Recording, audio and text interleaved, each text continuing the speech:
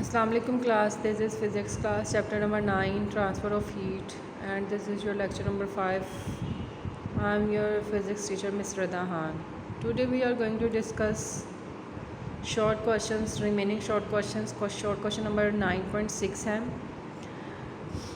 ठीक है. इसका आंसर है the hotter part of the fluid is not as dense as the cooler part. ये कन्वेंशन करंट्स कन्वेंशन की बात हो रही है. कन्वेंशन में हमने पढ़ा था कि जब हमारे पास हीट किया जाता है फ्लूइड को या लिक्विड को या गैसेस को, ठीक है, वो लेस डेंस हो जाती हैं. लेस डेंस होने की वजह से क्या होता है, वो ऊपर की तरफ चली जाती हैं और उनकी जगह लेने के लिए ठंडी एयर जो है वो आ जाती है. तो ये हमारे पास इसका आंसर लिखा हुआ है. हॉटर एयर और hotter part of the fluid is not as dense, कि जो हमारे पास गर्म हिस्सा होता है फ्लूइड का वो इतना डेंस नहीं होता जैसे कि कूल का होता है, कूलर पार्ट का होता है. So there is an upward force, उस पर एक अपवर्ड फोर्स लगती है जिसकी वजह से हॉट पार्ट जो होता है वो ऊपर की तरफ चला जाता है और कूलर पार्ट जो है उसकी जगह लेने के लिए उसकी आ जाता है. उसके बाद शॉर्ट क्वेश्चन नंबर 9.7 है. कन्वेंशन करंट्स की बात हो रही है. Convection currents are movement of fluids caused by temperature और density difference within a material. मतलब डेंसिटी डिफरेंस की वजह से या फिर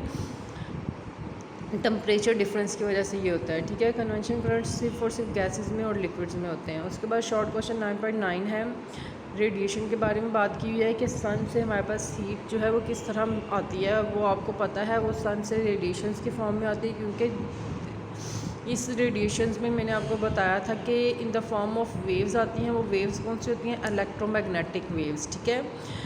इलेक्ट्रोमैग्नेटिक वेव्स कौन सी वेव्स होते हैं? जिनको मीडियम्स रिक्वायर नहीं होते. तो this process does not require a medium and can occur in vacuum as well, so we can feel the heat from the sun, ठीक है. ये इसका क्वेश्चन नंबर 9.6 का आंसर है. उसके बाद 9.10 का है.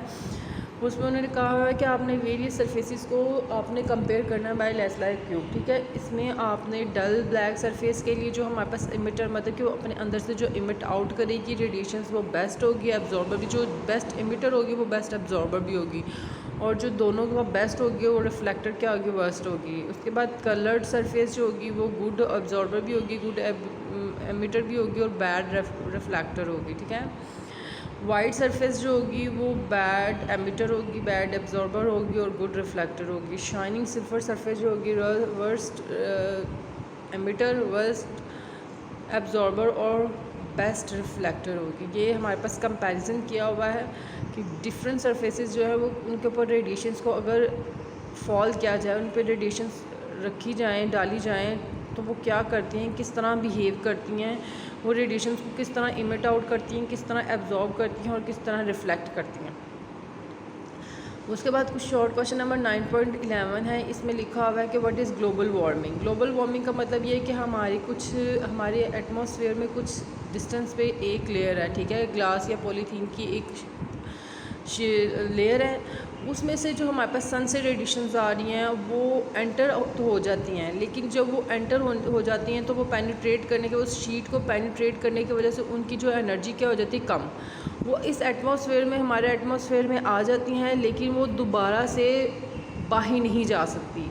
तो वो हमारे एटमॉस्फेयर में ही रहती हैं, जिसकी वजह से जो हमारी जो है वार्म जो है, हमारा एटमॉस्फेयर जो है वो वार्म अप होता जा रहा है. इसे हम कहते हैं ग्रीन हाउस इफ़ेक्ट, ठीक है. लिखा हुआ है radiation from the sun pass easily through glass polythene and warm ups the material inside a green house, ठीक है. रेडिएशंस जो हैं वो सन से आ जाती हैं इजीली और हमारे जो मटेरियल्स हैं उनको वार्म अप कर देती हैं. The radiations given out by them are of much longer wavelength. अब जो रेडिएशंस वो मटेरियल्स एमिट आउट कर रहे हैं उनकी वेवलेंथ बहुत ज़्यादा होती है, और जिनकी वेवलेंथ ज़्यादा होती है उनकी फ्रिक्वेंसी कम होती है, और जिनकी फ्रिक्वेंसी कम होती है उनकी एनर्जी कम होती है, ठीक है. Glass polythene does not allow them to escape out. जो ग्लास पॉलीथीन शीट होती है उनको अपने अंदर से गुजरने नहीं देती. And thus maintains the inside temperature of the green house. उसके बाद शॉर्ट क्वेश्चन नंबर 9.12 है कि what is meant by global warming, ठीक है. ग्लोबल वार्मिंग का आंसर है during the recent years the percentage of the carbon dioxide has been increased.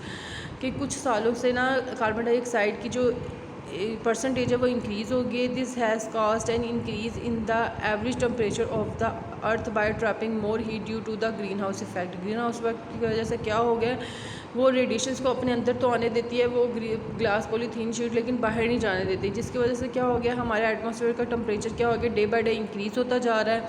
This phenomena is known as global warming. This has serious implications for the global climate. ठीक है, ये आपके short questions जो हैं वो सारे complete हो गए हैं। इनका भी मुझे होमवर्क चाहिए और इनका जो है आपका रिटन टेस्ट भी लिया जाएगा। ओके, अल्लाह हाफिज़।